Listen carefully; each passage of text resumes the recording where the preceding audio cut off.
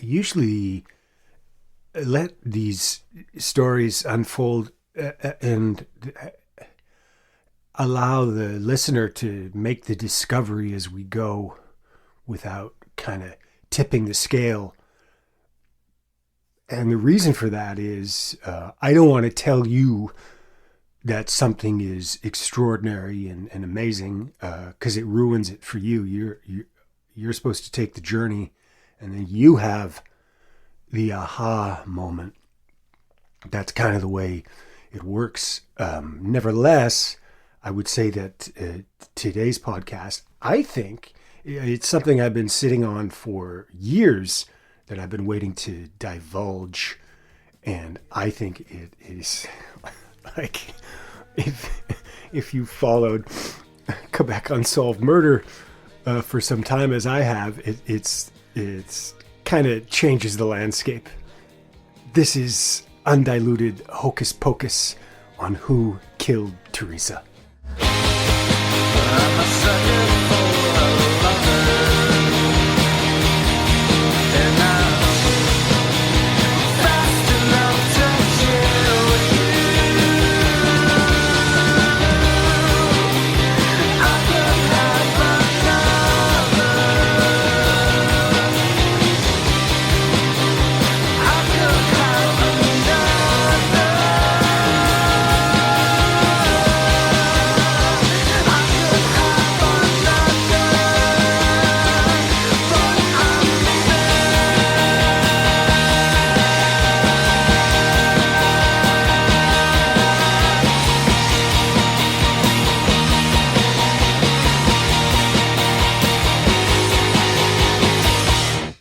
Last week, the podcast Crime Junkie put my sister's unsolved murder back up for discussion with their episode Conspiracy Teresa Allure.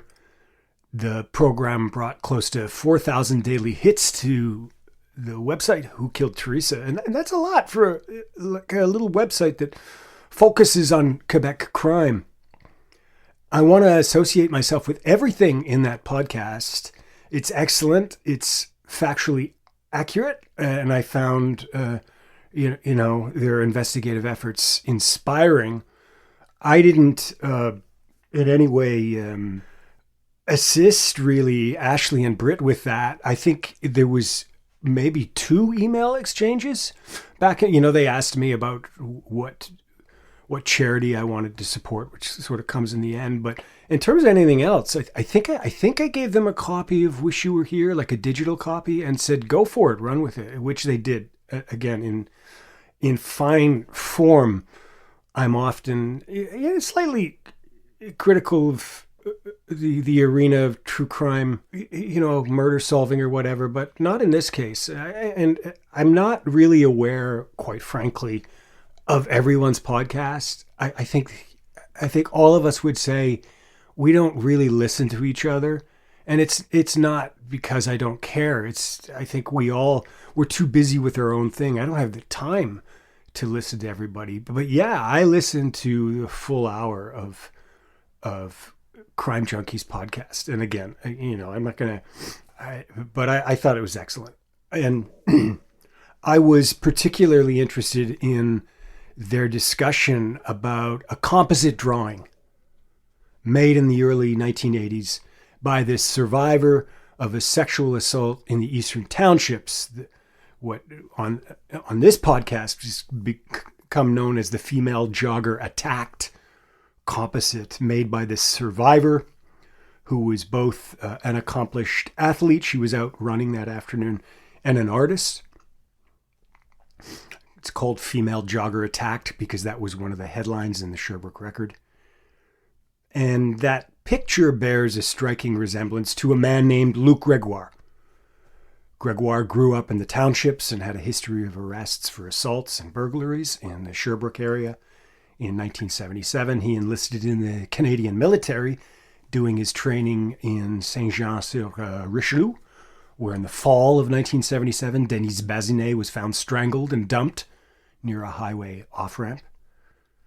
Gregoire soon moved to Alberta and was eventually convicted in the 1993 slaying of Calgary 7-Eleven clerk Lanny Silva. Gregoire died serving a life sentence in Archambault prison in 2015. And to this day, the Calgary police suspect Luc Gregoire of having committed several downtown murders of sex trade workers on the stroll. And I have not ruled him out, let's say that, as a suspect in the murders of Teresa Laure, Louise Cameron, Manon Dubé. The book Wish You Were Here, I'd say the third act is primarily about Gregoire. And then last year I did a whole series called Quebec-Sique to kind of profile a second suspect who may have had an association with Luc Gregoire. Ashley and Britt discuss the composite on Crime Junkie. Britt describes a man with thick, dark brows, a ducktail beard, and hair kind of like a bowl cut. Then Britt describes viewing this composite next to a photo of Luc Gregoire. And I'll just play a snippet from that. Oh my god, the resemblance is uncanny. To that sketch, yeah. Yeah, like they have the same face and chin shape. You can even see like his dark, thick brows, and actually the hair is spot on. It looks, okay, maybe a little longer in the front, and his mustache is fuller, the beard is shaved, but this is really similar to that sketch. Yeah, it's super eerie. You can judge for yourself, but I don't believe Britt and Ashley's response is unjustified.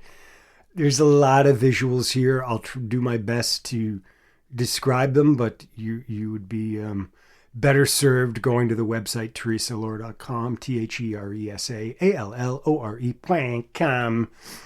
And so side by side is that composite in the article Police Seek Would-Be Rapist, next to an article from the 90s after Gregoire's arrest for Lanny Silva's murder entitled Profile of a Predator.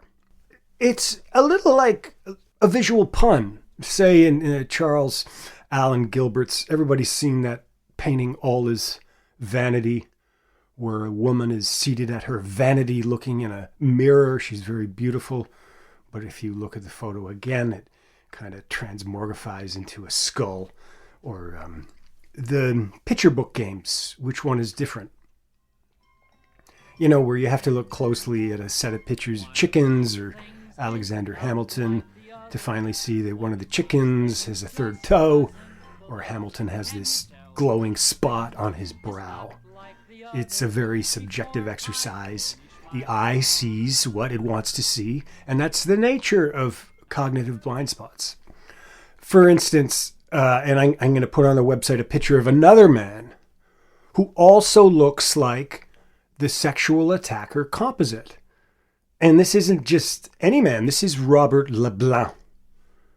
Like Gregoire, Leblanc was convicted of only one murder, the 1992 strangulation death of 22-year-old Montrealer Chantal Brochu.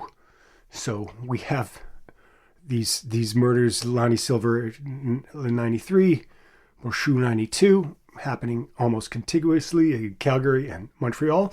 Also, like Gregoire, Leblanc had a prior history of sexual assaults, but not in Montreal, in Sherbrooke, the same place at the same time as the sexual assaults and unsolved murders that occurred in the Eastern Townships. The female jogger attacked composite could also be a portrait of Robert Leblanc. He, too, sort of has this scruffy little beard and kind of like a bowl cut. I'd say the only difference is Leblanc appears to have a mullet. He's got the long hair at the back, but it is similar to the female jogger attacked composite. Now, to confuse things even further, the jogger who made that composite was such an accomplished artist that she made a second drawing. And this second composite ran in the local Eastern Townships newspapers the week after the first composite. And she's then therefore describing the same attacker, But this second picture looks a lot less like Gregoire and more like Robert Leblanc. The one distinguishing thing that I would note is the beard looks fuller, and indeed Leblanc's beard is fuller, and the hair appears longer, almost like mullet hair. Now, I would say the female jogger attacked offender is probably not Robert Leblanc. After all that, and the reason I say that is that Robert Leblanc didn't, from what we know, didn't have a car and didn't use a car when he murdered Chantal Brochu.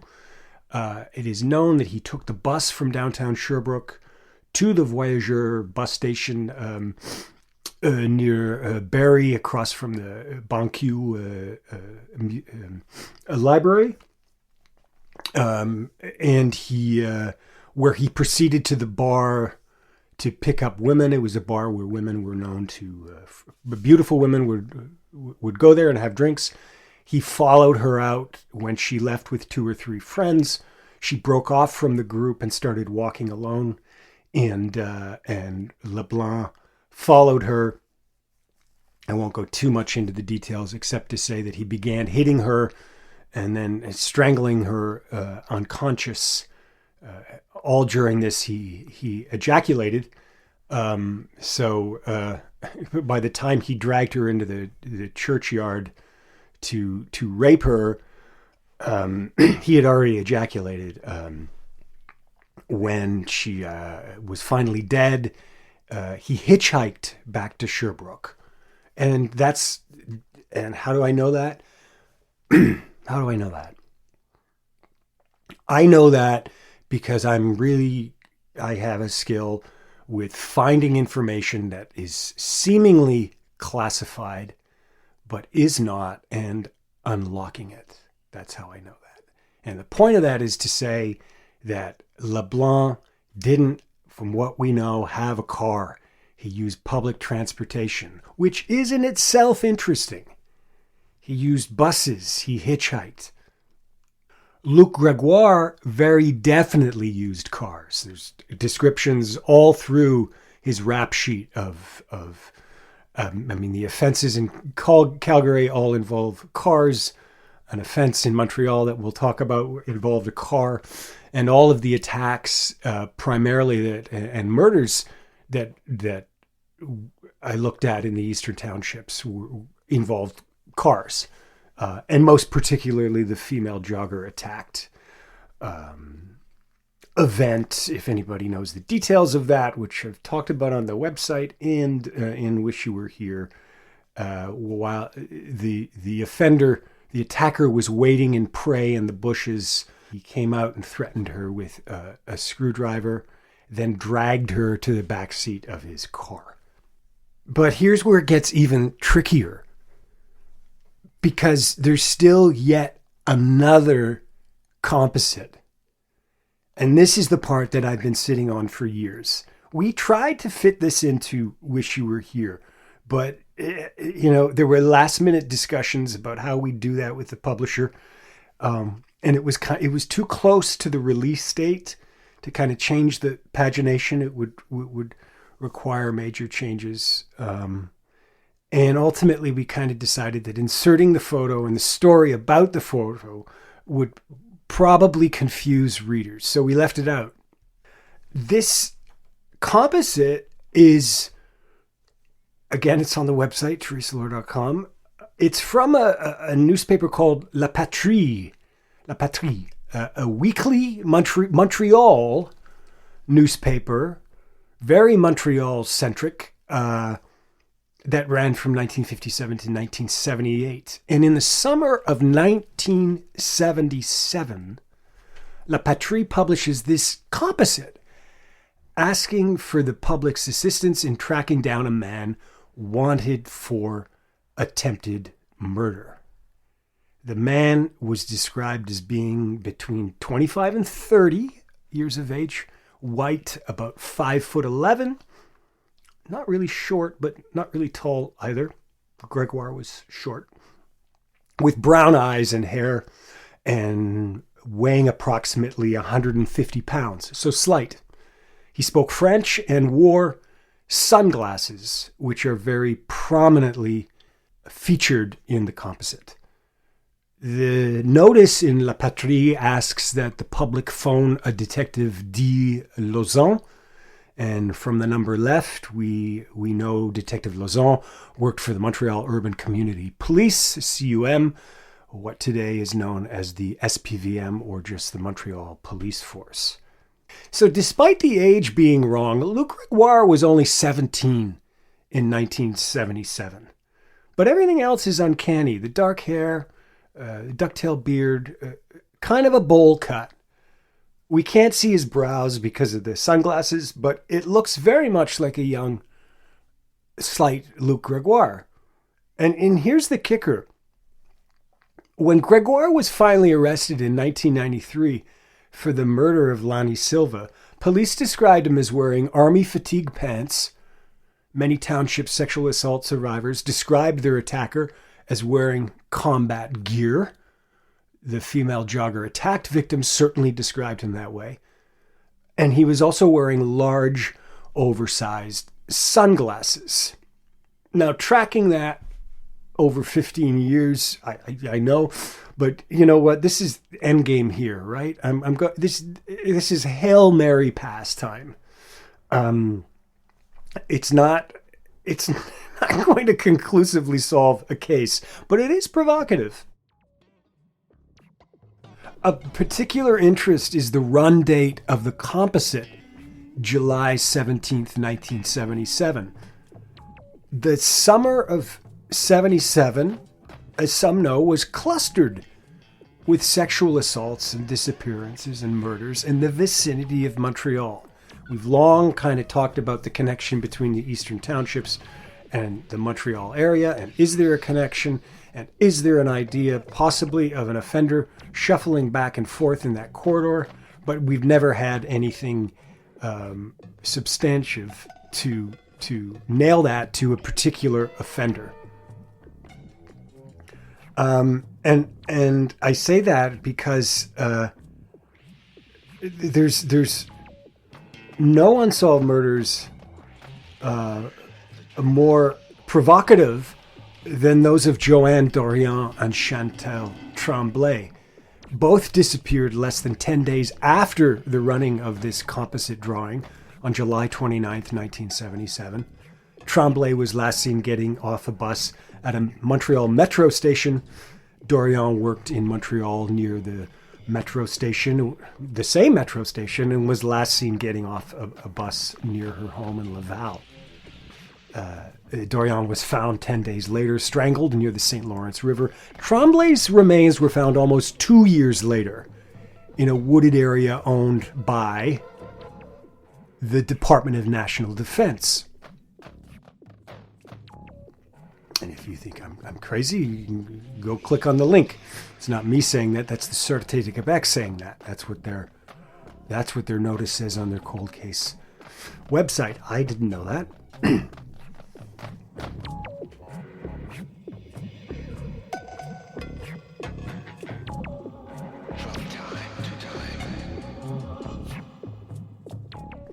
Now, buses and metros, yeah, again, we could bring up Robert Laplante, I suppose. I would say that the Dorion murder, where she's found next to the St. Lawrence River, could certainly be somebody following her on a bus. Just the way that process unfolded, to her getting off the bus in Laval to making her way home. She would have walked. The Chantal Tremblay disappearance is a little more problematic because she gets off the bus near Cartierville to the metro station. She's intending to go to, I believe, Barry de Montigny downtown and take another bus to Quebec City to meet her sister. And there's a blackout period there where we don't know what happens. And 2 years later, she's found off the island of Montreal, near Terrebonne, not even in Laval, further north off Laval, near the Rosemere area, almost near where she started from. Tremblay left that day from her parents' home in Rosemere. Back to Gregoire, the first township's murder for which Luc Gregoire is potentially a suspect, possibly committed with the assistance of an older partner, hence the folie à deux theory. There's a link to that if you don't know what that is. So the first one is the March 77 death of Louise Cameron. Cameron was serving with the Quebec military unit, the Sherbrooke Hussars. She was strangled with a military bootlace. It's very possible that the Montreal police were looking for a sexual predator in Montreal who was Luc Gregoire, and that Gregoire was shuttling between Montreal and Sherbrooke in 1977-78, committing these series of sexual assaults and murders in the corridor, most of which remain unsolved to this day. I think one of them is solved. The big elephant in the room is Gregoire's age, 17. If you're thinking Gregoire too young for such a violent pedigree, a reminder that Richard Bouillon, who confessed to the murder of Julie Ciprana, had committed over a dozen sexual assaults before he reached the age of 16.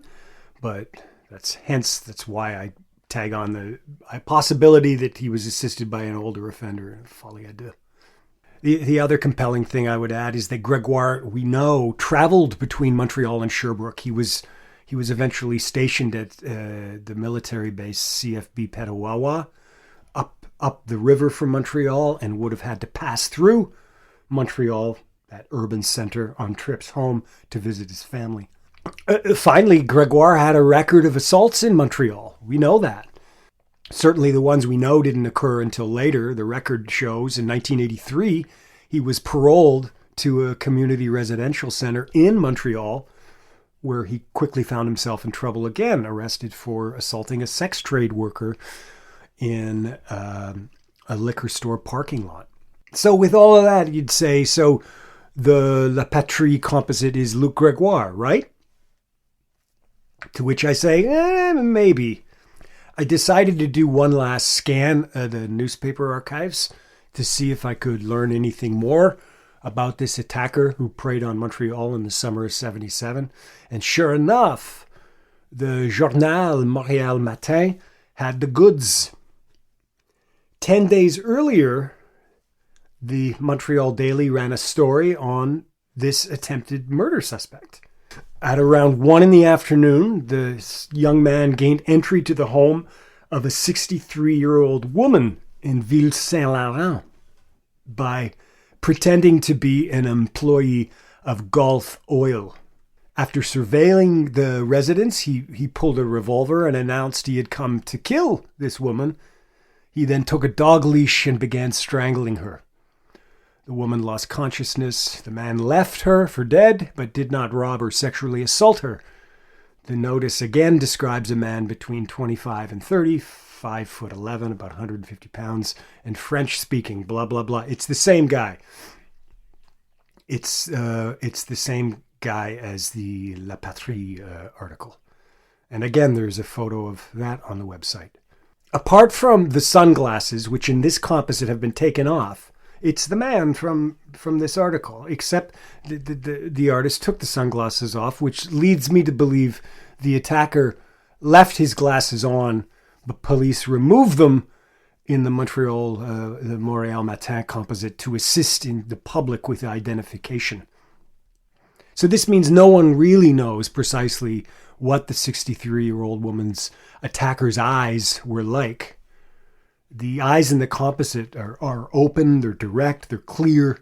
In the few photos we have of Gregoire, his eyes always appear less alert, kind of squinty. Interestingly, the attack occurred in Ville-Saint-Laurent. 2 months later, Catherine Hawkes was murdered in the same Montreal neighborhood. But the MO is off. Gregoire was not known for fooling sexagenarians to gain entry into their homes and then attacking them in the middle of the afternoon. That sounds more like William Fife. The problem is the composite doesn't look like William Fife. Gregoire occasionally attacked in interiors as opposed to outdoor spaces, and he did sometimes use guns in some of his assaults. So is it Gregoire? Well, again, the eye sees what it wants to see. If Gregoire was criminally active on the island of Montreal as early as 1977, it casts a whole new perspective on a catalog of the city's unsolved murders. This is Who Killed Teresa. Give me half a minute and I'll tell you what I'm thinking. I get so excited when you're waving that knife.